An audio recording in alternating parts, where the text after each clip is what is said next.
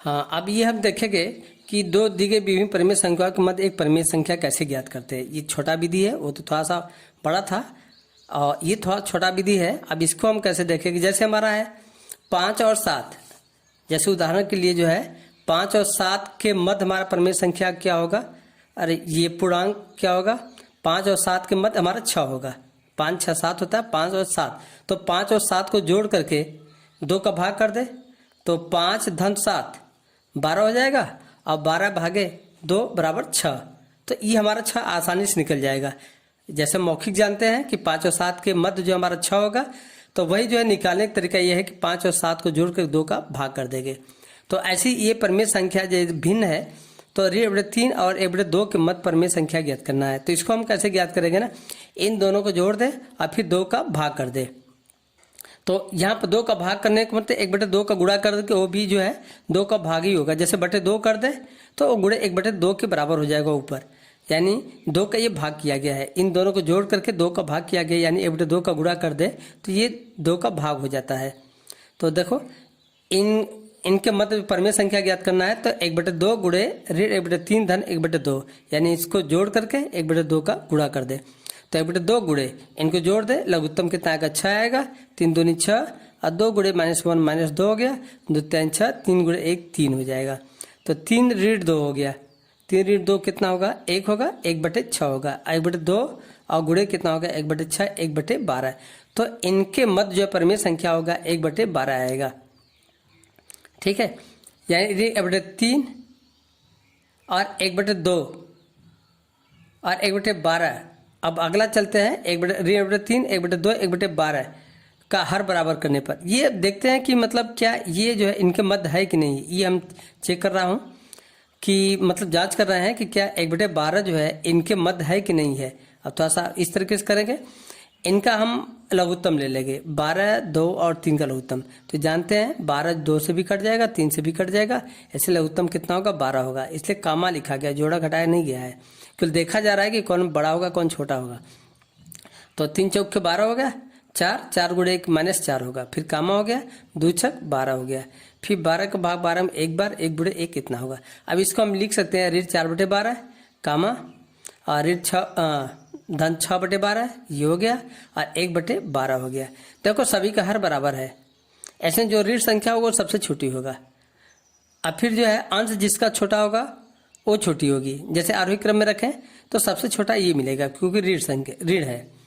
अब फिर इन दोनों में जो है जिसका अंश छोटा होगा, हर दोनों बराबर है, जिसका अंश छोटा होगा वो क्या होगी छोटी होगी, यानी 1/12 ये जो है इससे बड़ा होगा। अब फिर 6 क्या होगा उससे बड़ा होगा, क्योंकि इसका जो है अंश जो है इससे बड़ा है, इससे 6/12 क्या होगा सबसे बड़ा होगा। तो देखें ऋण 4/12 और 6/12 के मध्य जो है 1/12 आ रहा है। तो यही जो है हमारा, आइए जानते हैं कि 4 से काट देंगे, 1/3 का मान है और 6 करने 6 6 दूनी 12 1/2 का मान है। ठीक है, तो ये हमारा जो है क्या हो 1/12 इन 1/3 और 1/2 के मध्य है, यानी 1/3 से बड़ा है और 1/2 से क्या है छोटा है।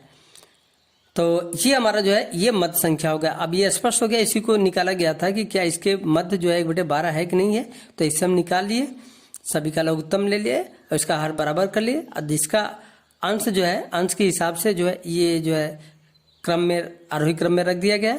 तो ये देखा जाए कि ये जो है सबसे ये दोनों के मध्य है, इसलिए ये हमारा 1/12 जो है जो आया है ये हमारा क्या इन दोनों के मध्य जो है परिमेय संख्या होगा, क्योंकि ये जो है इसका मान है, ये इसका मान है, ये इसका मान है। अर्थात जो है 1/12 परिमेय संख्या 1/3 और जो है 1/2 के मध्य स्थित है। ठीक है, और इसी तरीके से यदि हम बीजीय अक्षर ले, इसी का x और y 2 परिमेय संख्या हो तो उनके मध्य परिमेय संख्या जैसे बताया गया था कि उनके मध्य परिमेय संख्या ज्ञात करने के इन दोनों को जोड़ करके अब फिर इन दोनों में 1/2 का क्या करेंगे गुणा कर देंगे, यानी 1/2 गुणे x + y कर देंगे। तो ये हो जाएगा x + y बटे क्या होगा 2, 2 का गुणा नीचे करते हैं बटे 1 भी होगा, 2 गुणे 1 2 होगा, x + y बटे 2। अर्थात जो है दोनों को जोड़ करके फिर 2 का भाग किया गया, जो पहले ही बताया गया। यदि जो है 2 परिमेय संख्या ज्ञात है तो दोनों को जोड़ करके क्या करेंगे 2 का भाग कर देंगे।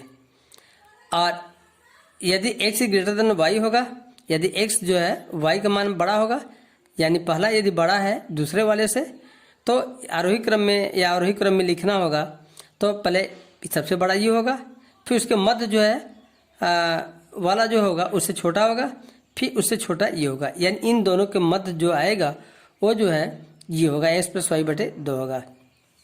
तो इसका दो भिन्न परिमेय संख्याओं के मध्य अनेक, अनेक का मतलब अनंत रूप से हम निकाल सकते हैं, बहुत से निकाले जा सकते हैं। अब इन दोनों को जैसे जोड़ दे, ठीक है, तो इसके मध्य निकले, फिर जो आएगा उनके उन दोनों को जोड़ दे, तो ये हमारा जो है, अब जैसे यहाँ पर है उदाहरण के लिए बताया गया था कि अब इनको जोड़ दे तो एक जो है इनके मध्य परिमेय संख्या ज्ञात होगा, इनके जोड़ करके 1/2 का गुणा कर दे तो इनके भी एक मध्य परिमेय संख्या आएगा।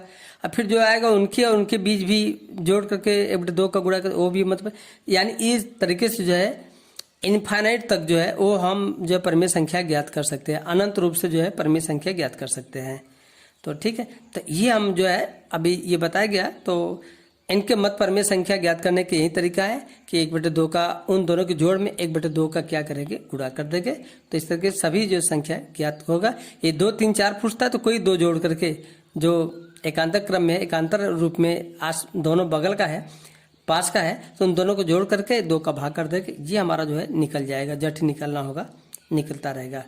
तो अब सभी लोग ये कहा जा रहा है कि गृह कार्य में जो है अभ्यास 1I का जो है सवाल करना है। जिसके पास किताब तो सभी के पास होगा, नहीं होगा तो मैं उसको जो है भेज दे रहा हूँ, तो उससे हल करते रहोगे। और जो नहीं पढ़े उसको भी थोड़ा सा कह दो कि पढ़ते रहें, ठीक है। सभी छात्रों को जो है कहते रहे अपन देखते रहें, देख करके पढ़ते जहाँ तक संभव हो सके, ठीक है। धन्यवाद।